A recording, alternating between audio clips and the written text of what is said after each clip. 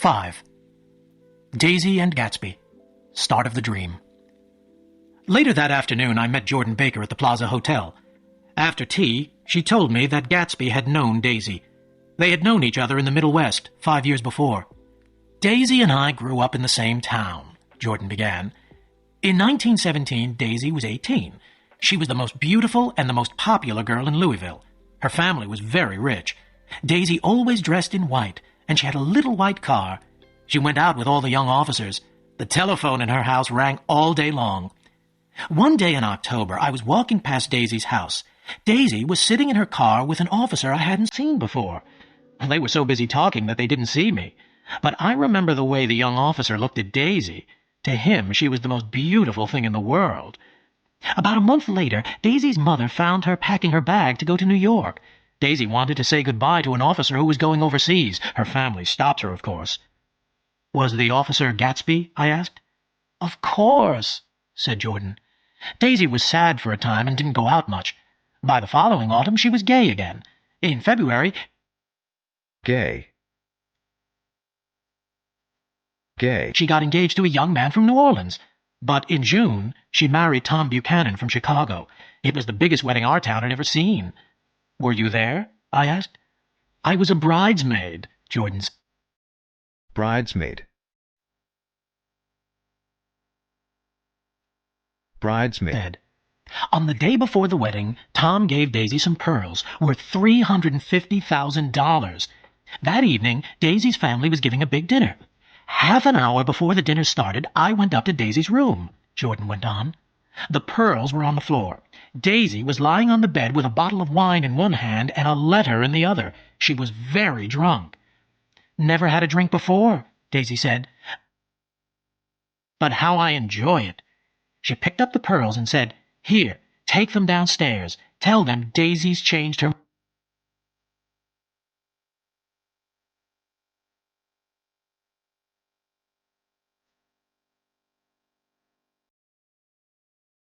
mind." But how I enjoy it. She picked up the pearls and said, "Here, take them downstairs. Tell them Daisy's changed her mind." Then she began to cry. She cried and cried. I found her mother's maid, and we got Daisy into a cold bath. Maid. Maid. The letter in her hand came to pieces in the water. Half an hour later, Daisy walked downstairs. She looked very beautiful, and the pearls were round her neck. Next day, Daisy married Tom Buchanan, and they went on their honeymoon. I met them again when they came back. I've never seen a girl so in love with her husband. That was in August. A week later, Tom crashed his car. The girl with him broke her arm, and the story got into the papers. The girl was a maid from the hotel. The following April, Daisy had a baby girl, and the family went to France for a year. Then they went back to Chicago. "Well, about 6 weeks ago, I asked you about Gatsby," Jordan went on. "Daisy heard me.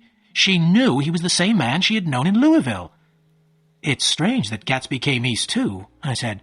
"But it isn't strange at all," Jordan replied. "Gatsby came here to be near Daisy. He can see her house across the bay." Then there was a reason for all those parties. Gatsby had hoped that one evening Daisy would walk into his house. "Gatsby wants you to do something for him," Jordan was saying. "He wants you to invite Daisy to tea. Then he'll call in, too. He wants to show Daisy his house." I thought for a moment. Gatsby wasn't asking very much. He had waited 5 years. He had given big parties to strangers. And why? To see Daisy one afternoon at tea.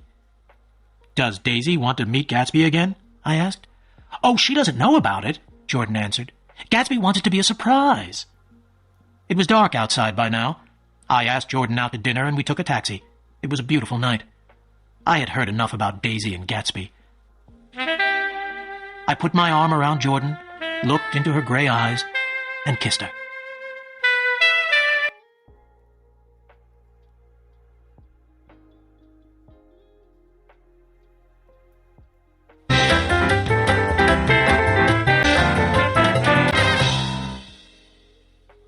Six. Daisy comes to tea. It was nearly 2 o'clock in the morning when I got home. For a moment, I thought my house was on fire. Then I saw that all the lights were on in Gatsby's house. But everything was silent. There was no music and no happy laughter. As I stood there, Gatsby walked across the lawn towards me. "I thought it was a party," I said. "No, I'm all alone, old sport. Why not come for a drive in my car?" "It's too late."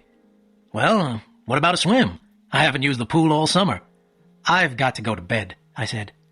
"All right, old sport." But Gatsby did not move. I knew what he wanted to ask me. "I've had a talk with Miss Baker," I said.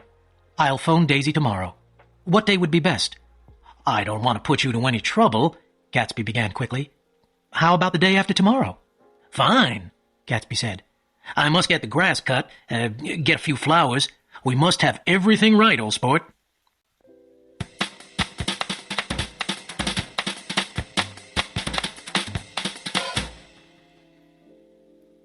When the day of the tea came, it was pouring with rain.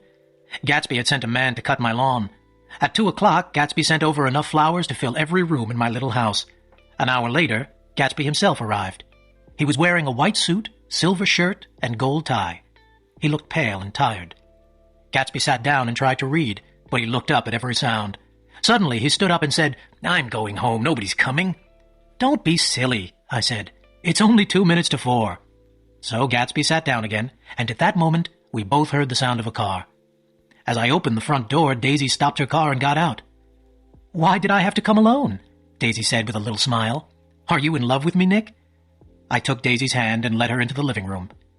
Gatsby stood there, very pale, his hands in his pockets. For half a minute there was silence. Then Daisy gave a little laugh and said, "I'm so very glad to see you again, Jay. It's been a long time." 5 years next November, said Gatsby, staring at Daisy. I went into the kitchen to get the tea. After a few minutes, Gatsby came after me and closed the door. "This is a terrible mistake," he said. "It's too late, old sport, too late." "Nonsense. Go back and talk to her. You're both shy, that's all." I decided to leave them alone for half an hour. I went to the window. The rain had stopped now and the sun was shining. When I took in the tea, I made a lot of noise, but I don't think they heard a sound. Daisy and Gatsby were both sitting on the couch. There were tears on Daisy's face, but she was smiling. Gatsby's face was shining with joy. Their happiness filled the room. "Oh, hello, old sport," Gatsby said, as if he hadn't seen me for years. "I want you and Daisy to come over to my house." "You sure you want me to come?" "Sure of it, old sport." And so Daisy saw Gatsby's enormous house for the first time. "That's your house over there, Jay?" she cried excitedly. "Do you live there alone? It's so big." "I always keep it full of famous, interesting people," Gatsby told her. We wandered through the gardens. Daisy admired every flower, every tree, everything she saw. We came at last to the white steps in front of the house. It was strange to see them quiet and empty. Inside the house, we wandered through room after room. We admired the books in the library. Wandered. All the beautiful rooms were empty and silent. We went upstairs and Admired. looked at bedrooms and bathrooms painted in pale, rich colors. Finally, we came to Gatsby's own rooms, where we sat down to have a drink. Gatsby had never stopped looking at Daisy. Once he nearly fell downstairs. He was trying to see everything in his house through her eyes. He was like a man walking in his sleep. "It's a funny thing, old sport," Gatsby said slowly. "When I see, I can't believe." He put down his drink and opened 2 big cupboards. He began to take out shirts, suits, ties. "I've got a man in England who buys me clothes," Gatsby explained. "He sends things over twice a year." The brightly colored clothes covered the table and fell onto the floor. Silk, wool, cotton. The pile grew higher and higher. Suddenly, Daisy hid her face in the shirts and began to cry. "I don't know why I'm crying," she said, "but they're such beautiful shirts, Jay. I've never seen such beautiful shirts before in all my life."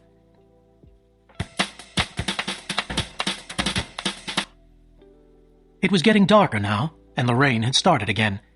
Daisy and Gatsby stood together, looking out of the window. I began to walk around the room in the half-darkness. On Gatsby's desk was a photograph of a tough-looking old man. The man was dressed in sailing clothes. "Who's this?" I asked Gatsby.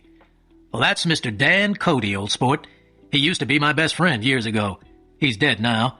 Dan Cody had a big yacht, and we sailed around together for nearly 5 years. He was like a father to me." This was one of the few things that Gatsby told me about himself that was really true. But I did not know that then. I was going to ask Gatsby more about Mr. Cody, but Daisy suddenly cried out, "Come back here, Jay, quick!" In the west, pink and golden clouds had formed over the sea. "Look at that," Daisy said softly to Gatsby. "I'd like to put you in one of those clouds and push you around in it." I tried to go then, but they wouldn't let me. "I know what we'll do," Gatsby said. "We'll have Klingspringer play the piano." Klingspringer. Gatsby found Klingspringer. He was a young man who lived in the house. In the music room, Gatsby turned on a lamp beside the piano. He lit Daisy's cigarette with a shaking hand. They sat down together on a couch, away from the Lit. light. Klingspringer sat down at the piano and began to play. "In the morning, in the evening, ain't we got fun?" he sang softly. When I went over to say goodbye to Gatsby, he had a look of surprise on his face. Gatsby had dreamed of Daisy for almost 5 years. Now his dream was beside him. He could not believe it. They had almost forgotten I was there. Daisy looked up as I spoke and held out her hand. Gatsby looked up too, but he didn't seem to know me. I went out of the room quietly, leaving them together.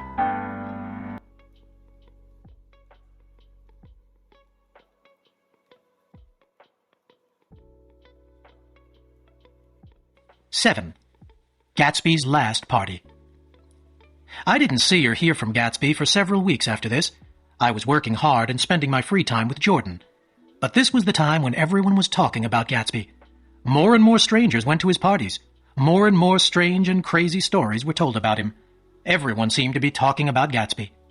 Then, one Saturday, I was invited to another of Gatsby's parties. Daisy was there too, and Tom had decided to come with her. Perhaps it was because Tom was there, but the party seemed different. There was an unpleasant, uneasy feeling about it. But all Uneasy. Uneasy. the same people were there. They were drinking champagne as usual, dancing and laughing as before. Tom and Daisy arrived as darkness was falling. Gatsby went over to them at once. Then he took them slowly round the gardens, pointing out his most famous guests proudly. Daisy and Gatsby danced together. I had never seen Gatsby dance before. Then they walked over to my house and sat there together for about half an hour. Tom didn't seem to care. He found a girl he wanted to talk to, and the evening passed as usual. I could see that Daisy was not happy at the party. She hated all these laughing, shouting strangers. They didn't seem to care for anybody or about anything. By the time the Buchanans were ready to leave, Tom was in a bad temper. "Who Temper. Temper. is this Gatsby, anyway?" Tom asked as he and Daisy were waiting for their car. "Is he a bootlegger? A Bootlegger. Crook. crook? He knows a funny lot of people. Where does he find them? Where does he get his money from?" "Lots of people come who haven't been invited," Daisy said. "He's too polite to tell them to go." "I'd like to know who Gatsby is and what he does," Tom repeated, "and I'm going to find out." As they got into their car, Daisy looked back at the house sadly. Gatsby was nowhere to be seen. I stayed late that night because Gatsby wanted me to. When everyone had gone, we sat on the steps together. "Daisy didn't enjoy herself," Gatsby said. "Of course she did." "No, she didn't have a good time. I couldn't talk to her. I felt farther away from her than ever. It's hard to make her understand." And then Gatsby told me what he wanted. He wanted Daisy to ask Tom for a divorce. He wanted her to tell Tom that she didn't love him, that she had never loved him, that she loved only Gatsby. Gatsby wanted to take Daisy back to Louisville where they had first met. Gatsby and Daisy would be married. Gatsby wanted the last 5 years to be completely forgotten. Gatsby didn't seem to understand how much he was asking. "Don't ask Daisy for too much at once," I told him. "You can't repeat the past." "Can't repeat the past?" Gatsby said in surprise. "Of course you can.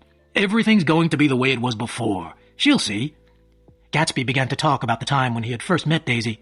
He told me about the first time he had kissed her.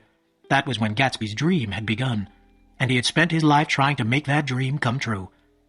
But no woman can be turned into a dream. I could see this, but Gatsby could not. He could see no reason why he and Daisy should not be happy forever.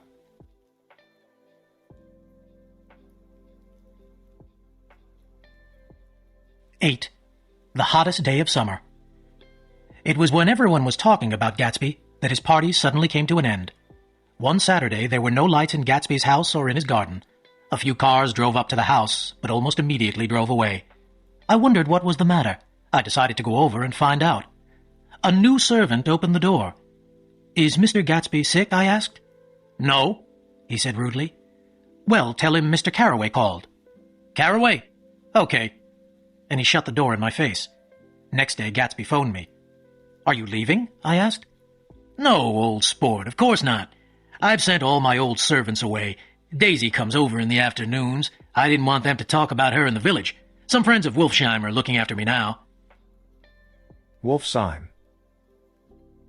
Gatsby was phoning with an invitation from Daisy. She wanted me to have lunch at her house the following day. Jordan would be there, and, of course, Gatsby too. Daisy phoned me half an hour later. She seemed glad that I had accepted the invitation, but her voice was nervous and excited. The next day was the hottest day of the summer. The smallest movement made you hot and tired. I drove over to the Buchanan's house with Gatsby in his big yellow car. Its green leather seats were too hot to touch. The room where Daisy and Jordan were sitting was dark and cool. The two girls, both dressed in white, raised their hands lazily. "It's too hot to move," they said together. Gatsby stood in the middle of the room in his elegant pink suit. He could not believe that he was in Daisy's own house. Daisy watched him and gave her sweet, exciting laugh. At that moment, Tom opened the door noisily and hurried into the room. "Ah, Mr. Gatsby, hello, Nick," he said, holding out his hand to me. "Make us all a cold drink," Daisy cried. As Tom left the room again, Daisy went over to Gatsby and kissed him on the mouth. "You know I love you," she said softly. When Tom brought in the drinks, we all drank greedily. We had lunch in the darkened dining room Greedily. and drank a lot of cold beer. Darkened. "What are we going to do this afternoon?" asked Daisy. "And the day after that? And the next 30 years? Oh, it's so hot," Daisy went on, almost crying.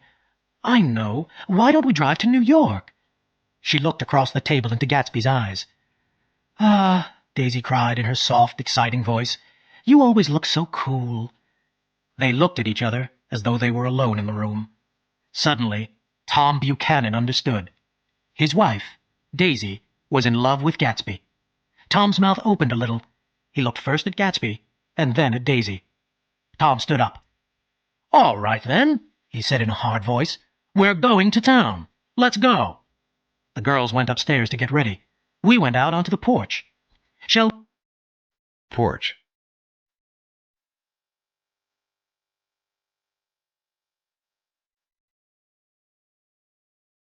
we take anything with us to drink?" Daisy called down. "I'll get some whiskey," Tom answered. Gatsby turned to me and said, "I can't say anything to him in his house, old sport." "I think Daisy's voice told him everything," I said. "Well, she's always had everything she's wanted," Gatsby went on. "Daisy's voice is full of money," he added. That was it. Daisy's charm was the charm of the rich and spoilt. Tom came out of the house with the whiskey wrapped in a towel. Daisy and Jordan followed him, Towel. looking cool and charming in their white dresses. "Shall we all go in my car?" said Gatsby. "You take my car," Tom said in a loud voice to Gatsby. "Come on, Daisy. I'll take you in this yellow one," he added, walking towards Gatsby's car. But Daisy moved away from her husband. "No, Tom, you take Nick and Jordan. We'll follow you." And she pushed Gatsby towards the Buchanan small blue car. Jordan, Tom, and I got into the front seat of Gatsby's car. "Did you see that?" Tom asked us angrily. "Where did Daisy find a man like that?" "He's an Oxford man," said Jordan. "Like hell he is. He wears a pink suit," Tom said angrily. "I'm beginning to find out the truth about Gatsby, and it's not very pleasant." We were all hot and bad-tempered by now. When Tom reached Wilson's garage, he had to stop for gas. Wilson Tempered. came out slowly and stood in the hot sun. He looked very ill. "Well, come on," Tom shouted. "Have I got to get the gas myself?" "I'm sick," said Wilson. "I've got to get away. When can you sell me your old car?" "Next week," Tom said quickly. "What about buying this yellow one? I got it last week. Why are you going away?" "My wife and I are going west," Wilson said. "I'm getting her away from here. I found out something." Tom stared at him. "Never mind about that. What do I owe you?" he said in a hard, cold voice. As Tom was giving Wilson the money, Gatsby and Daisy drove by in the blue car. At the same moment, I saw Myrtle Wilson looking down at Jordan from an upstairs window. There was a look of terrible jealousy on Myrtle Wilson's face. She thought Jordan was Tom's wife. Tom did not see Myrtle. He was thinking about what Wilson had said. In one afternoon, Tom seemed to be losing his wife and his mistress too. He drove on, much too fast, until he was beside the blue car. Gatsby stopped and Daisy called out, "Where are you going? It's so hot. We'll drive around and meet you later." But Tom wanted to stay near Daisy and Gatsby. After some argument, we all drove to the Plaza Hotel. We took a room there so that we could have a drink. It was a crazy idea. The room was large, but it was very hot. We opened all the windows, but it made no difference. "Oh, it's so hot," said Daisy. "Why did we come here?" "Stop talking about the heat. You make it worse," said Tom, putting the bottle of whiskey on the table. "Why not leave her alone, old sport?" said Gatsby. "You wanted to come, you know." "I don't like being called old sport," said Tom in a bad-tempered way. "Where did you learn to say that?" "If you're rude—" Tempered.